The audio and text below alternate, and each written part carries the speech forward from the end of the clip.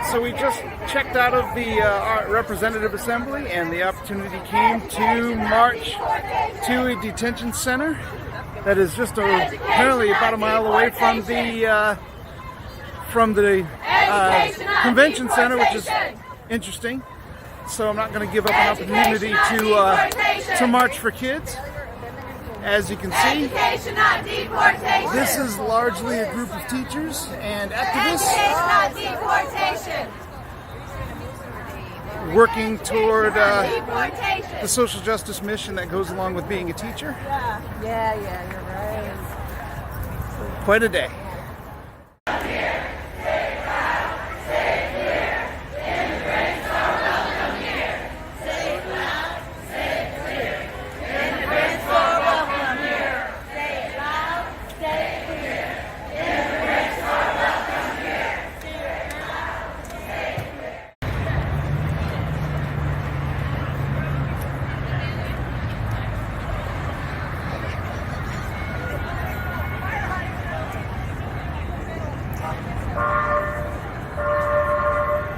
You go.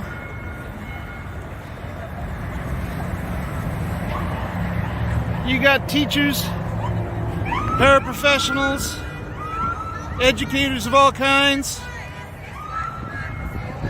They hear that kids are being abused, and they gotta act.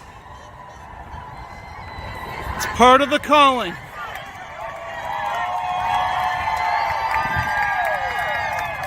You can't be a teacher and not do something about kids being exploited. Wow! Stopping traffic.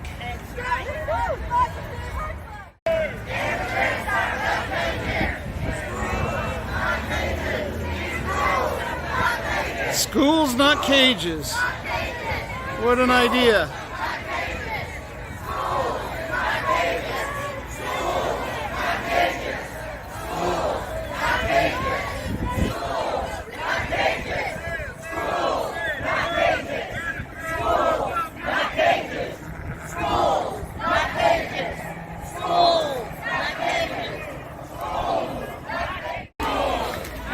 And if you look,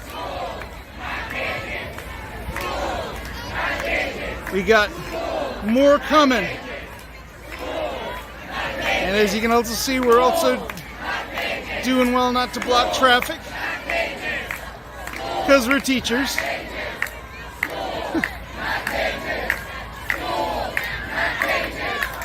There we go.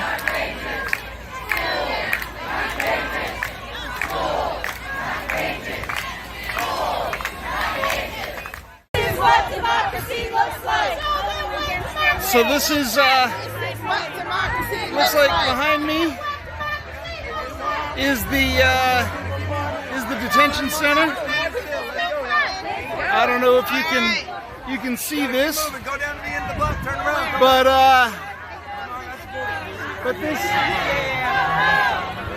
this place is ironically located on Emancipation Avenue.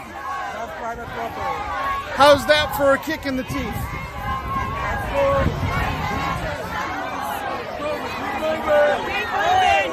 I just think about what's going on behind those walls, and it leaves a pit in my stomach. Let children go! Up, up! With education, down, down! With deportation, up, up! With education, down, down! With deportation, up, up! With education, down, down! With deportation, up, up! With education, down, down! With deportation, When you have this many teachers mad at you, education, down, down! With deportation, that's a low point.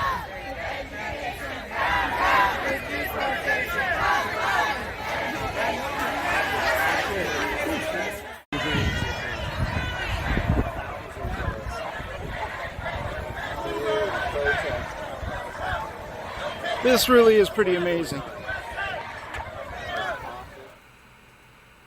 A couple of weeks ago, Congresswoman Alexandria Ocasio-Cortez drew criticism from the right. I know, surprise, surprise. But in this case, it was when she referred to immigration detention centers in the United States as concentration camps. The media sphere then ran down the semantics rabbit hole instead of actually addressing the issue by exclaiming that AOC was drawing a false comparison to the Holocaust, that it's unfair to compare ICE detention centers to Auschwitz, that she was politicizing the Holocaust for cheap political theatrics. But forgotten was the fact that regardless of what we call them, the United States government is currently detaining thousands of desperate, poor, ethnically distinct people indefinitely without trial for the express purpose of political intimidation. Countless children have been separated from or denied access to their families under CBP supervision. Many of these children have been lost in the system, essentially trafficked to other households. Conditions in these facilities have been described as squalid, and yes, people have died in ICE custody. If that seems like a concentration camp to you, I agree. If not, call them whatever you want. They still constitute a profound crime against humanity. These centers, whether you call them shelters or detention centers or concentration camps, may play to a particular political base, but they're not a solution to the immense problem of displaced people that Western countries are facing. According to the United Nations, there are over 70 million displaced people throughout the world. If displaced people had their own country, it would be in the top 20 nations by population. Over 30 million of these people are refugees. Over half of these refugees are minors under 18. This is the greatest refugee crisis since World War II, and it's getting worse. Furthermore, this refugee crisis is largely the result of the poor, exploitative stewardship of world affairs by the advanced nations. These millions of people are displaced by three major forces that can be connected back to the dominance and profit of Western nations. First, millions have been displaced by militarism resulting from Western geopolitics. This is especially true in the Middle East. Secondly, millions are fleeing the instability resulting from a legacy of Western colonialism and economic exploitation. This is the case in Africa, Southeast Asia, and Latin America, especially the Northern Triangle of Central America, the source of most detained refugees in the United States. Thirdly, growing millions are displaced by the effects of global climate change, the so-called climate refugees. Tragically, many of the same places victimized by Western militarism and colonialism are being hit the hardest by global warming. Make no mistake, global climate change is the externality of a fossil fuel-based industrialization that created the modern Western world. Yes, there are nuances to this discussion, and certainly poor leadership, corruption, and misfortune at the regional level play roles in exacerbating the problem. But the Western world, especially the United States, as the dominant nation within the Western world, has a moral obligation to address the refugee crisis in a reasonable, just, and humane way. We're obligated by virtue of the fact that, in many ways, we're the beneficiaries of the system that helped create this crisis. But even if that weren't the case, we are obligated by the fact that those who are suffering are human beings in need of help, that it is within our power and resources to give. Think about the history. Has there ever been a time when the mass incarceration of a targeted population was presented by a nation's leadership as a solution that is not now universally condemned as a crime against humanity? Is there one instance in which a nation pursued such a policy without being condemned by history? We need to remember that the death camps used by the Nazis was the final solution in a brutal strategy that began with the formal persecution, ghettoization, and extrajudicial detention in what were then called work camps.